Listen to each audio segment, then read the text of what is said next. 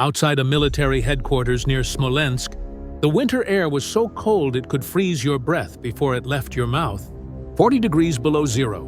But inside that building, the atmosphere felt even colder. Field Marshal Fedor von Bock stood perfectly still, watching his own breath form clouds in the barely heated room as he listened to a phone call from East Prussia. On the other end of that line, Adolf Hitler was ending his career.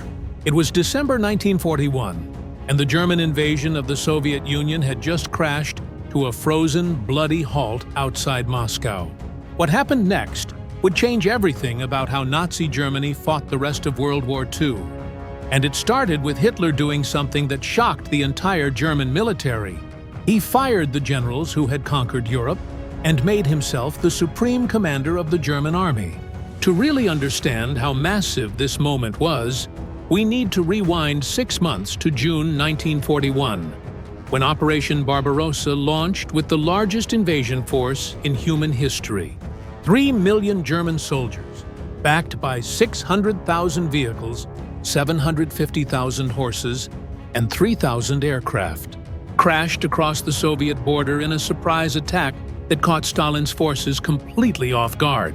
Leading this enormous operation were the finest military minds Germany had.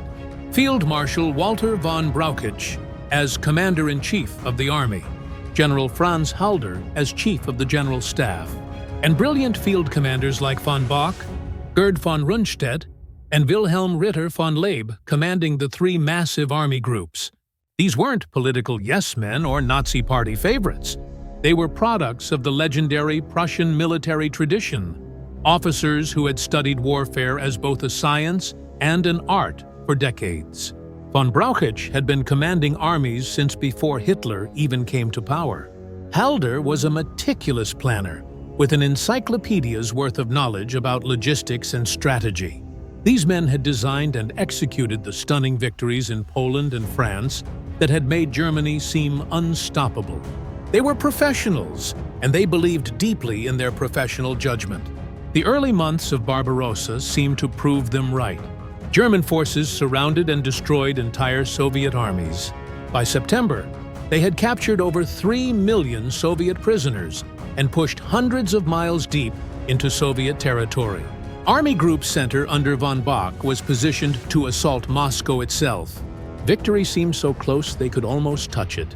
But the German generals were beginning to notice problems that Hitler absolutely refused to see. The distances were just too vast.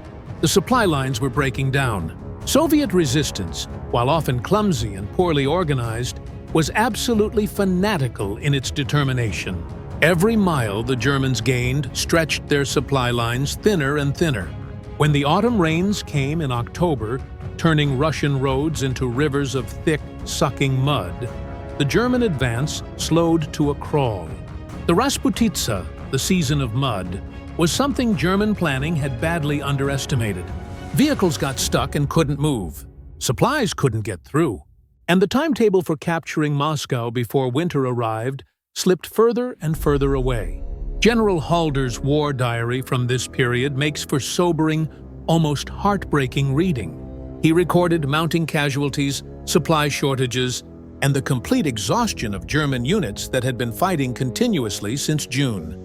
He noted that Soviet resistance was getting stronger, that fresh Siberian divisions were appearing on the front, and that German intelligence had drastically, dangerously underestimated Soviet military strength. Halder began pushing for a temporary halt to consolidate positions before winter hit hard. He was being a rational military professional, analyzing the data and recommending prudent action. Hitler would have absolutely none of it. The Führer had developed an almost mystical belief in willpower as the single most important factor in warfare. He believed that superior German spirit and determination would simply overcome any logistical difficulties. When generals reported problems, Hitler saw weakness and defeatism. When they recommended tactical withdrawals, he saw cowardice. The gap between Hitler's ideological approach to war and the general's professional military thinking was becoming a chasm that nobody could bridge. The breaking point came in December 1941. German forces had pushed so close to Moscow that forward observers could actually see the Kremlin towers through their binoculars. But they couldn't advance any further. The Soviet counteroffensive launched on December 5th with fresh Siberian divisions equipped for winter warfare, and it hit the exhausted, frozen German units like a sledgehammer. German soldiers, still wearing summer uniforms because supply priorities had been ammunition and fuel rather than winter clothing, were dying from frostbite as fast as they were dying from bullets. Equipment failed in the brutal cold. Guns wouldn't fire, vehicles wouldn't start, tank engines froze solid, and the German army that had conquered an entire continent was suddenly facing the very real prospect of a catastrophic defeat. The generals knew exactly what had to be done. They needed to conduct fighting withdrawals to more defensible positions closer to their supply bases. This was absolutely basic military doctrine, taught in every war college in the world. You trade space for time, shorten your lines, consolidate your forces, and prepare for renewed offensive operations in the spring. Von Bock, von Rundstedt, and other field commanders began requesting permission to withdraw from dangerously exposed positions. They submitted detailed reports explaining the tactical situation and the absolute necessity of pulling back. Hitler's response was explosive and furious. On December 16th, he issued his infamous halt order. No retreat, not one step back. Defend every position to the last man.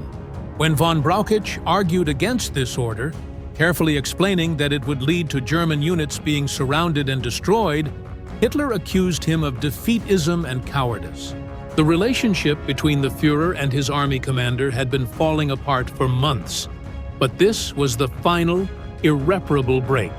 On December 19, 1941, Hitler accepted von Brauchitsch's resignation and then made an announcement that stunned everyone who heard it. He would personally take over the position of Commander-in-Chief of the German Army. A corporal from World War I, a man with no formal military education beyond his service as a message runner in the trenches, was now directly commanding the largest army Germany had ever put into the field. The professional officer corps was absolutely horrified. This wasn't how modern militaries operated. The head of state didn't micromanage field operations from hundreds of miles away. But Hitler saw it completely differently. He believed the generals had failed him, that their professional caution was really just weakness wearing a uniform, and that his willpower and strategic genius would succeed where their trained expertise had supposedly failed. The purge that followed was systematic and brutal in its scope. Field Marshal von Rundstedt, commanding Army Group South, was relieved of command on December 1st after requesting permission to withdraw from Rostov. His replacement would soon follow him into forced retirement for making similar requests. Field Marshal von Bock was relieved on December 18th. Field Marshal von Lieb, commanding Army Group North, resigned in January 1942 after Hitler rejected his withdrawal requests. In total, during the winter of 1941 to 42, Hitler fired or forced into retirement 35 senior officers, including 3 field marshals, 2 army commanders, and dozens of corps and division commanders. The man Hitler chose to command Army Group Center in place of von Bock was Field Marshal Günther von Kluge, who initially supported Hitler's no-retreat policy. But within just a few weeks, von Kluge was sending the exact same desperate messages that had gotten von Bock fired, literally begging for permission to withdraw troops from positions that simply couldn't be held. The reality on the ground didn't care about Hitler's willpower or his ideology. Soldiers were freezing to death, dying by the thousands, and being overwhelmed by Soviet counterattacks. Von Kluge learned what all of Hitler's generals would eventually learn. The Führer didn't want to hear about problems or limitations. He wanted absolute obedience, and nothing else mattered.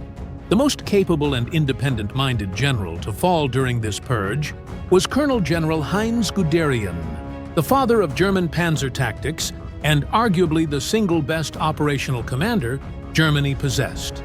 Guderian had practically revolutionized armored warfare and his panzer groups had been the spearhead of every single German victory since Poland. But in December 1941, with his 2nd Panzer Army in serious danger of being surrounded and completely destroyed by Soviet counterattacks, Guderian made tactical withdrawals without waiting for explicit authorization from Hitler. When Hitler discovered this, he was absolutely furious. On December 26th, Guderian was summoned to meet with Hitler personally. The meeting was a head-on clash of two completely different worldviews. Guderian explained the tactical situation with maps and casualty figures spread out before them. He detailed how his panzer divisions were down to single-digit tank strength, how his infantry was exhausted and frozen, and how staying in exposed positions meant certain, total destruction. Hitler interrupted him repeatedly, accusing him of defeatism and lacking faith in the fighting spirit of German soldiers.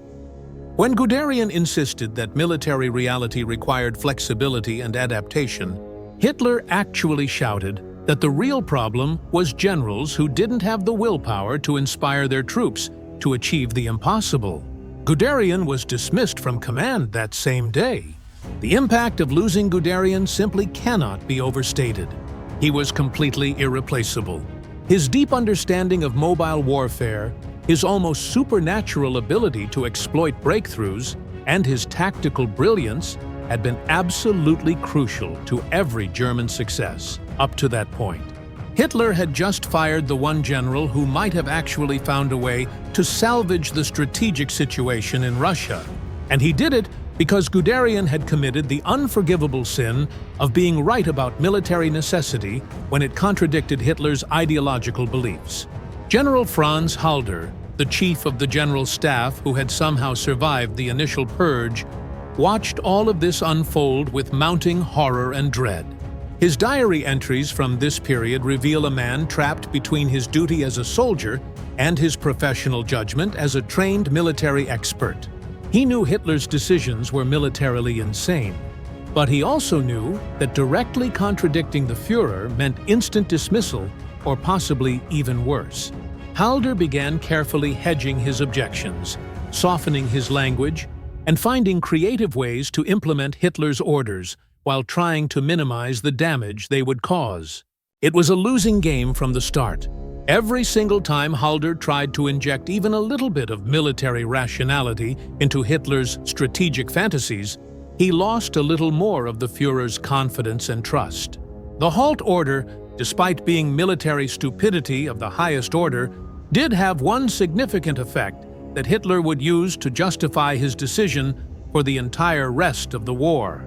By forcing German units to stand and fight rather than conduct organized fighting withdrawals, it prevented the retreat from turning into a complete rout and total collapse. Some military historians actually argue that in the very specific circumstances of December 1941, with exhausted and frozen troops who might have simply broken and run if given permission to retreat, the halt order may have actually prevented a complete disaster and total collapse of the Eastern Front.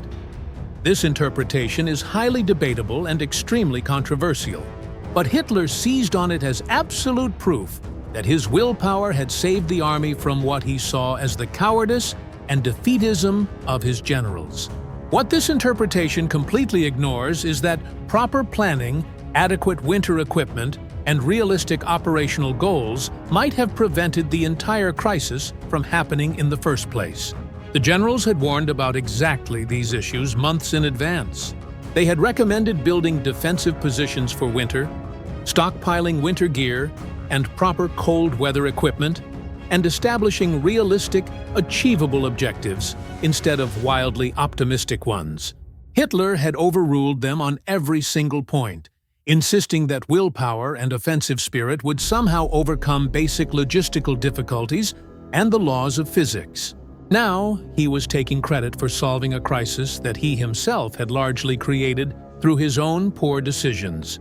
From January 1942 onward, Hitler personally controlled German military operations with increasing levels of obsessive micromanagement. He didn't just set broad strategic objectives and let his commanders figure out how to achieve them. He specified tactical details down to the individual battalion level.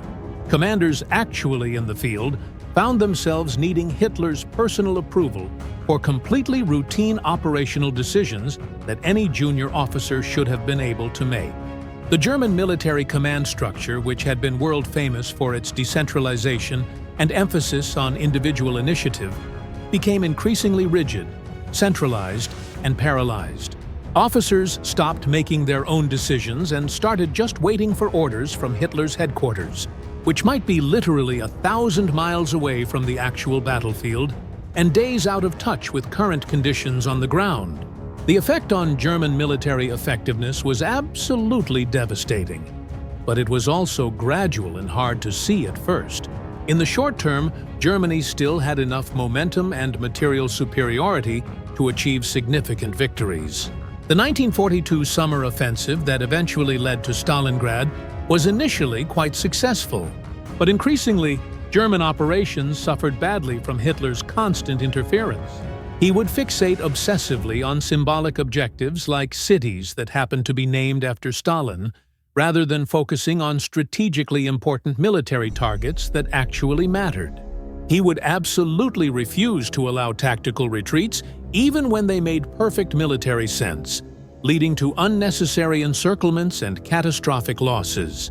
He would completely overrule his generals' carefully planned operations because they somehow contradicted his personal intuition or his ideological beliefs. Field Marshal Erich von Manstein, possibly the most brilliantly talented operational commander of the entire war, had multiple serious confrontations with Hitler over operational matters. After the complete disaster at Stalingrad, von Manstein repeatedly requested freedom of action to conduct mobile defensive operations, using tactical withdrawals and lightning counterattacks to defeat Soviet offensives.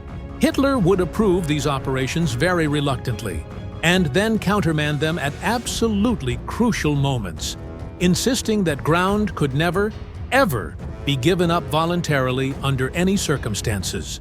Von Manstein's memoirs vividly describe the incredible frustration of planning brilliant operational maneuvers, only to have Hitler's last-minute interference turn them into costly, futile holding actions that achieved nothing. The systematic dismissal of competent generals continued relentlessly throughout the entire war. Anyone who showed too much independence or who dared to contradict Hitler's judgment was quickly removed from command. The replacements were increasingly chosen primarily for their political reliability rather than their actual military competence.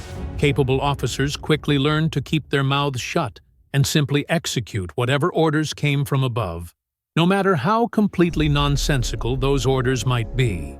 The vibrant culture of professional military debate and tactical innovation that had characterized the German officer corps for generations was systematically replaced by fearful conformity and silent obedience. General Halder finally met his own end in September 1942. After months and months of increasingly bitter disagreements with Hitler over strategy in the Caucasus and at Stalingrad, Halder was dismissed and replaced with General Kurt Zeitzler.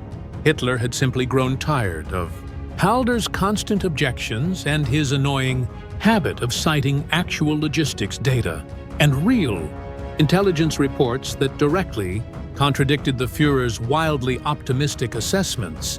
Zeitzler was younger, more aggressive, and initially much more willing to tell Hitler exactly what he wanted to hear. But even Zeitzler would eventually fall victim to exactly the same dynamic. He was dismissed in 1944 after he too began objecting to Hitler's increasingly impossible demands and completely unrealistic orders. The real tragedy in all of this is that Hitler wasn't completely and utterly incompetent militarily. He had actually studied warfare quite intensively and had certain genuine insights, particularly about the critical importance of maintaining offensive initiative and understanding the psychological factors in warfare. But he completely lacked the professional training necessary to truly understand logistics, operational planning, and the cold mathematical realities of force-to-space ratios.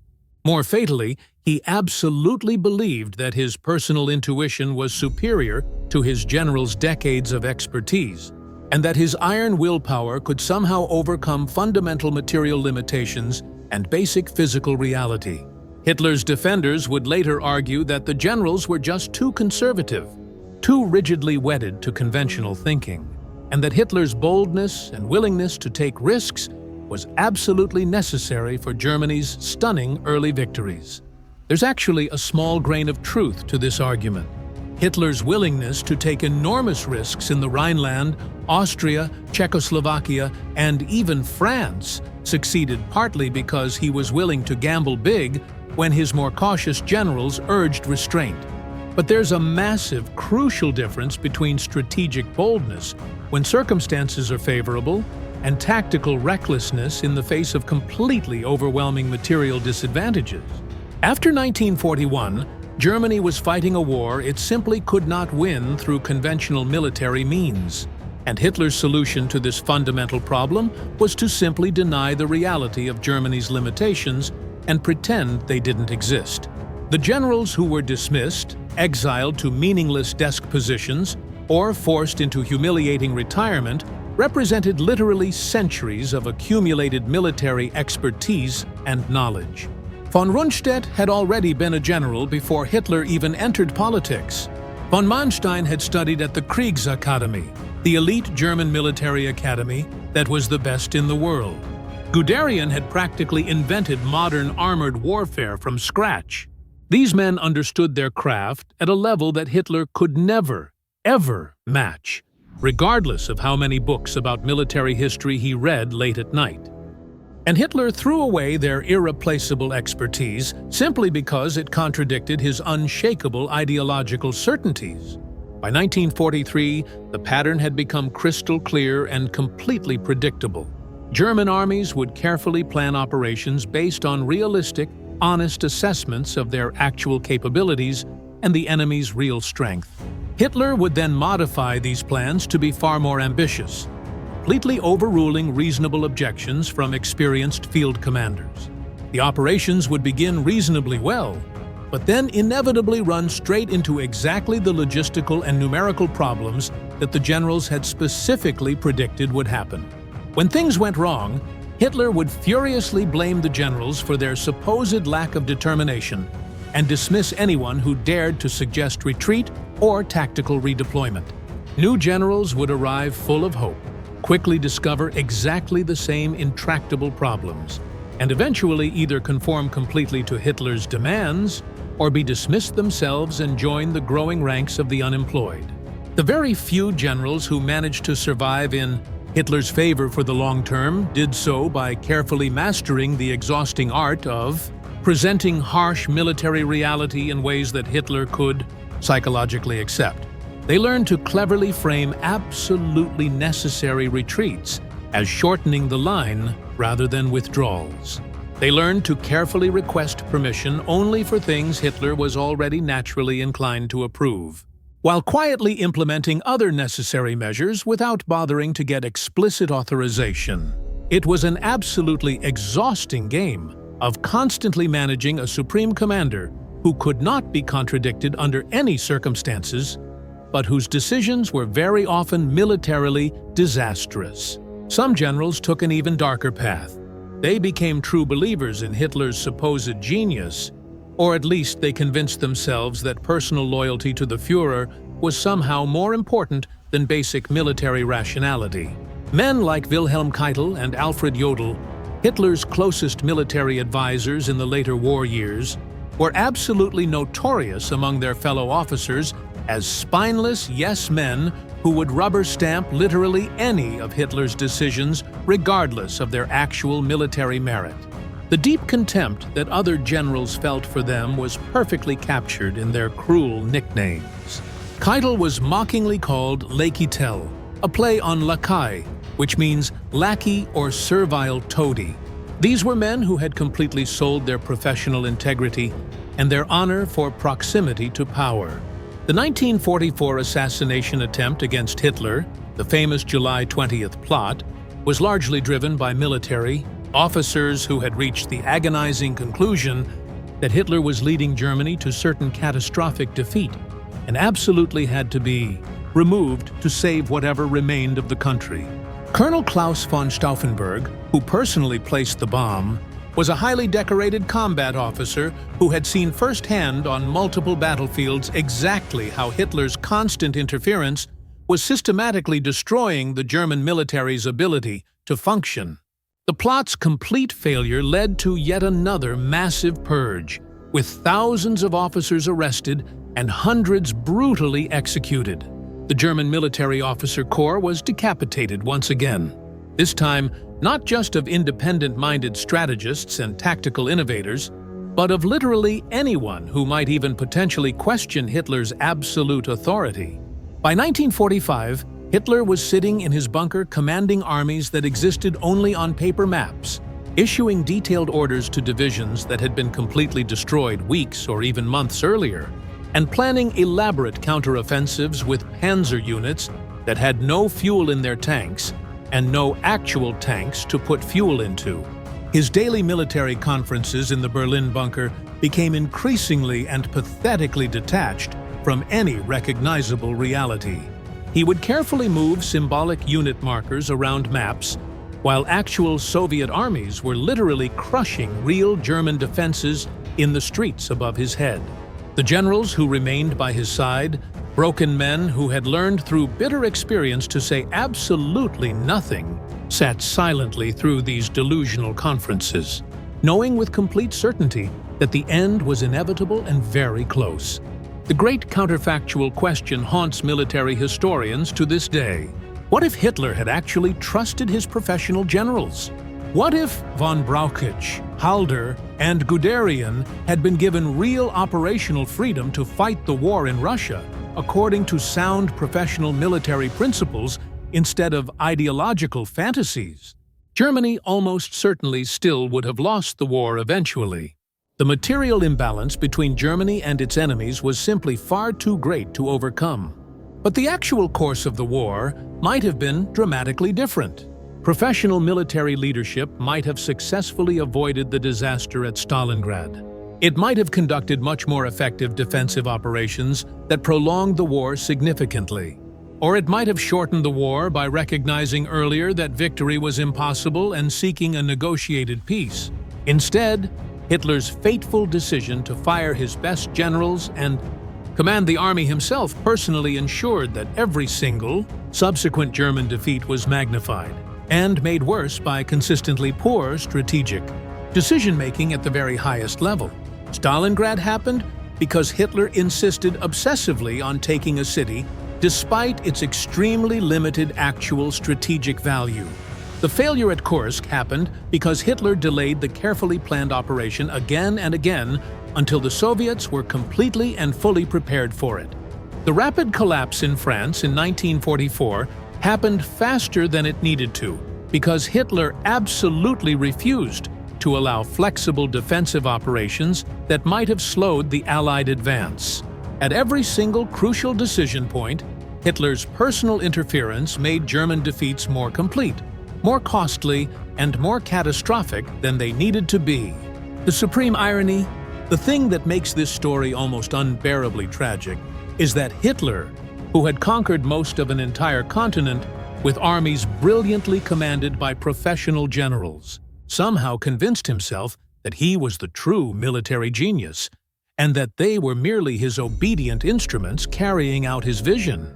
He apparently couldn't see or simply refused to acknowledge that his stunning early victories had succeeded precisely because he had given those talented generals clear, achievable strategic objectives and then actually let them figure out how to achieve those objectives using their professional expertise.